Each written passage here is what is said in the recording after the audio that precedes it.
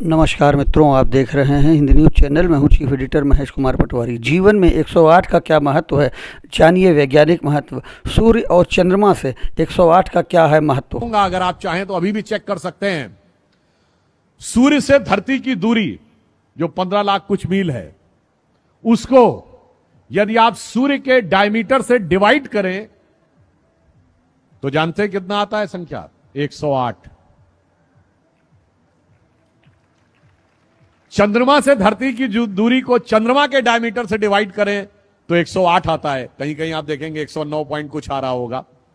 इसका अर्थ क्या हुआ कि 108 is the galactic ratio of our solar system with the two major planets, एक सूर्य और एक चंद्र। चंद्र उपग्रह है, पर व्यवहारिक दृष्टि से वो इसलिए माना गया क्योंकि हमारे ग्रह वो माना गया जो सूर्य और हमारे बीच की ऊर्जा को काटता हो। वो हमारी उनकी डेफिनेशन में एक डिफरेंस है, that is a different thing. But मैं कहना चाहता हूं, सूर्य आत्मा का प्रतीक है, चंद्रमा मन का प्रतीक है। दोनों का धरती से डिस्टेंस 108 के रेशियो में है। इसका मतलब अगर आपको आत्मा से मन का एकाकार करना हो तो माला कितनी बार जपनी होगी? 108 टाइम्स। और इस 108 का हमारे जीवन से क्या संबंध है?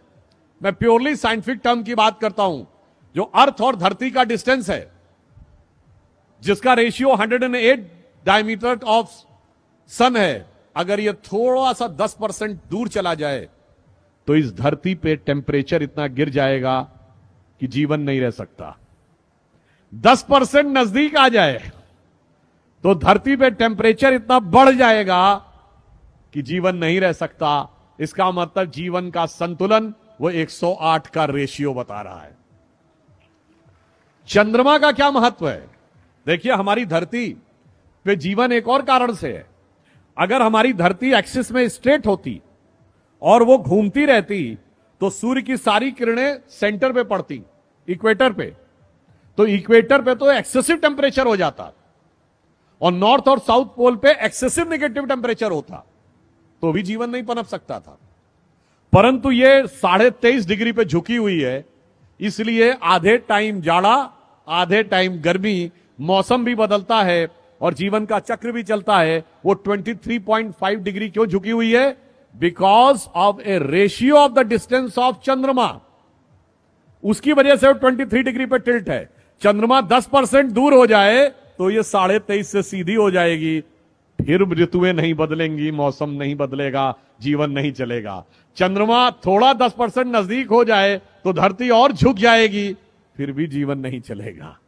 अर्थात हमारे धर्म का विज्ञान, आकाशीय विज्ञान हमें यह बताता है कि जो जो संख्याएं भी हमारे यहां निर्धारित की गई हैं, वो किस गहराई के साथ, किस विज्ञान के विचार के साथ तय की गई हैं। इसीलिए मन और आत्मा का संयोग करने के लिए सहज स्वाभाविक रेशियो ये वही होना चाहिए जिसमें हमें जाप करने के लिए कहा जाता है।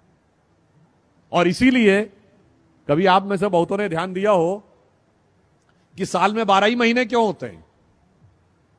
अगर एम्पेरिकल डिवीजन होता तो 10 महीने होने चाहिए थे ना। अगर आप जनरल किसी चीज को एक एम्पेरिकल ढंग से डिवाइड करते तो 10 महीने होने चाहिए थे, 12 क्यों होते हैं? क्योंकि हमारा सारा ज्ञान जो था वो आकाशीय गति के आधार पर था।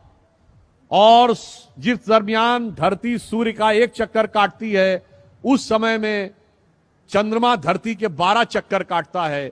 इसलिए 12 महीने एक साल में होते हैं। और जो हमारे मैथमेटिक्स के विद्यार्थी बैठे होंगे, मैं कहूंगा कि आप बड़े से बड़े मैथमेटिक्स के प्रोफेसर से पूछिएगा, सर्किल में 360 डिग्री ही क्यों होते हैं? 300 डिग्री होते समझ में आता, 100 डिग्री होते समझ में आता, 200 डिग्री होते समझ में आता।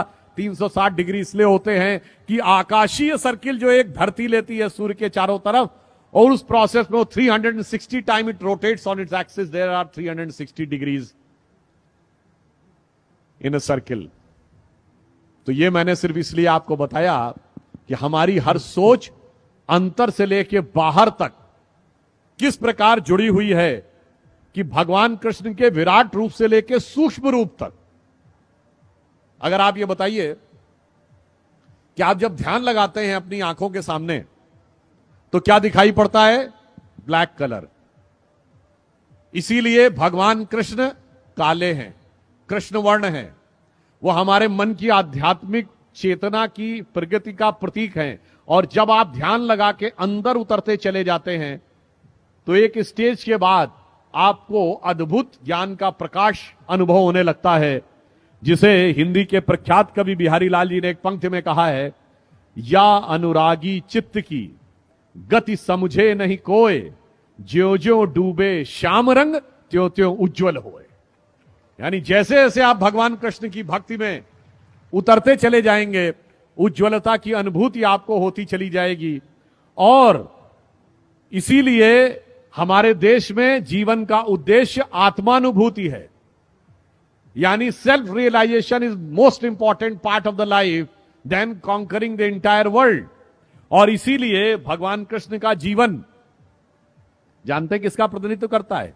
संपूर्ण वेदों के ज्ञान के सार का प्रतिनिधित्व करता है, जिसके लिए कृष्ण भक्ति के एक कवि ने लिखा है, जाहि अनादि अनंत अखंड अछेद अभेद सुवेद बतावे, शेष गणेश सुरेश दिनेश महेशो जाहि निरंतर ध्यावें।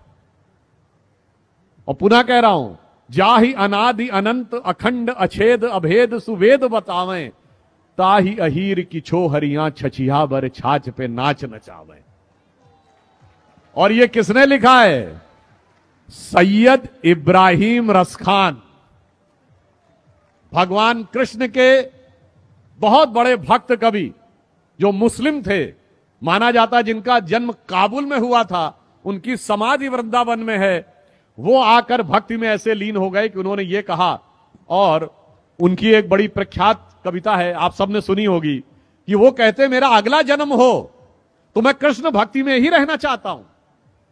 अगला जन्म मनुष्य के रूप में हो तो ग्वाल बालों के रूप में, अगर पशु के रूप में तो नंद बाबा की गायों के रूप में, पत्थर बनूं तो गोवर्धन पर्वत के ऊपर, और अगर पक्षी बनूं तो कदम्ब के उस वृक्ष पर, कालिंदी यमुना जी के तट पर, जिसके नीचे कभी भगवान बंसी बजाया करते थे। तो रसखान कहते हैं, मानुष हो तो वही रसखान बसों ब्रज गोकुल गांव के ग्वारन, और जो पशु हो तो कहा बस मेरो धरो चरो नित नंद की धेनु मझारन, और पाहन हो तो वही गिर को जो धरो कर छत्र पुरंदर धारन, और जो खग हो तो बसेरो करो कहूं कालिंदी कूल कदम्ब की डारन। आप सोचिए कितना बड़ा अंतर है। अभी मैंने पढ़ा था कि बहुत बड़े बड़े विदेश के लोग आपकी इस्कॉन की संस्था में आते हैं, भगवान कृष्ण की भक्ति में लीन होते हैं। मैंने रॉबर्ट ओपेनहाइमर से लेके कईयों के उदाहरण दिए।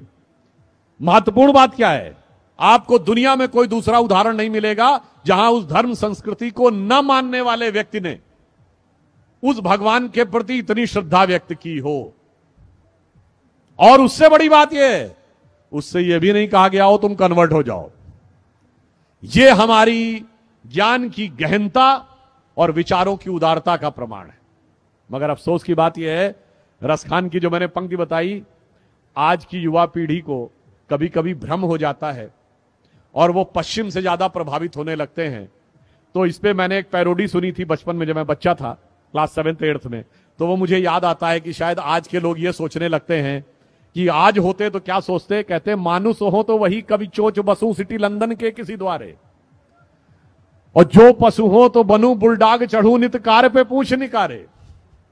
तो आज की ये विचार जो आने लगे हैं, हमें उन विचारों से बचने का प्रयास करना चाहिए, उस दिशा में आगे बढ़ने का प्रयास करना चाहिए जो राष्ट्र को सही दिशा में ले जाए, और वो